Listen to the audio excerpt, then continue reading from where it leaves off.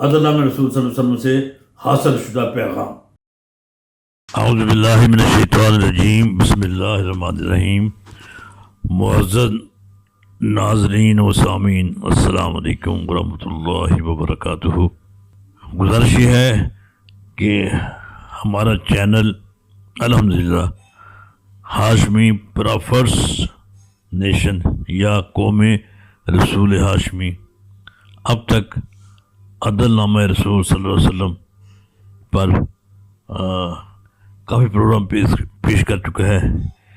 اس programme کے دو حصے ہیں۔ ایک حصہ وہ ہے جس میں نبی اکرم صلی اللہ علیہ وسلم کی ہدایت کے بارے میں، عدل کے بارے میں، نبی صلی اللہ علیہ وسلم کی عدل کے بارے میں آپ کی تعلیمات اور آپ کے اسوہ حسنہ، آپ کا عمل و آپ کا کردار کو سامنے رکھ کر کچھ جملے کہے گئے ہیں۔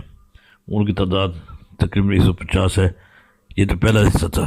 اس کا دوسرا حصہ تھا نبی صلی اللہ علیہ وسلم کے اسی عدل کے بارے میں ہدایات یا تعلیمات کی روشنی میں جو پیغام ہمیں ملتا ہے، جو معلومات ہمیں حاصل ہوتی ہیں میرے اپنے علم اور سمجھ کے مطابق، اس کی روشنی میں معاشرے کے تقریباً ہر اہم فرد کو انفراد اس کی اپنی اسی حیثیت میں، جیسے کہ ماں ہے، باپ ہے، بہن ہے، بیٹی ہے، حاکم ہے، سپاہی ہے، مزدور ہے، استاد ہے، ان کے بارے میں پیغامات دیے گئے ہیں کہ ان کی نبی صلی اللہ علیہ وسلم کی تعلیمات کو کیسے ان کو اپلائی کرنا چاہیے۔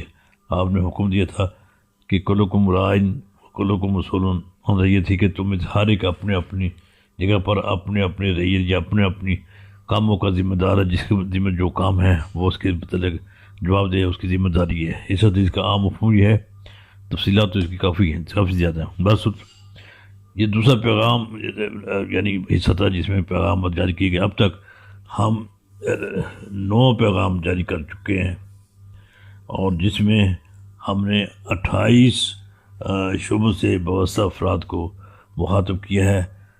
آج 10واں پیغام ہے جس میں 4 شعبوں سے متعلقہ افراد کو سے آگاہ کیا جائے گا، ان سے بات کی جائے گی۔ ان میں حاکم شہر ہے، محکوم ہے، محاسب ہے اور پیر ہے۔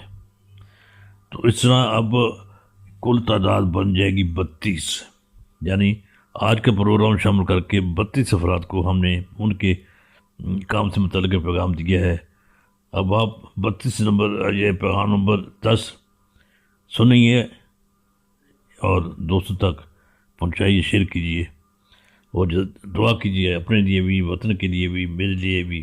اللہ تعالی ہم سب سے راضی رہے۔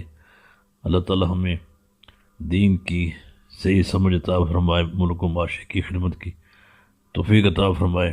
اپنے اپنے مقام پر ہم جو کر سکتے ہیں، ہر بندہ ذمہ دار ہے، ہر بندہ اپنے اپنی جگہ پر اپنے اپنے عمل کو سیدھا رکھنے کی کوشش کرے تو معاشرہ انشاءاللہ صحیح راستے پر، جسے صراط مستقیم کہتے ہیں، اس پہ آ جائے گا۔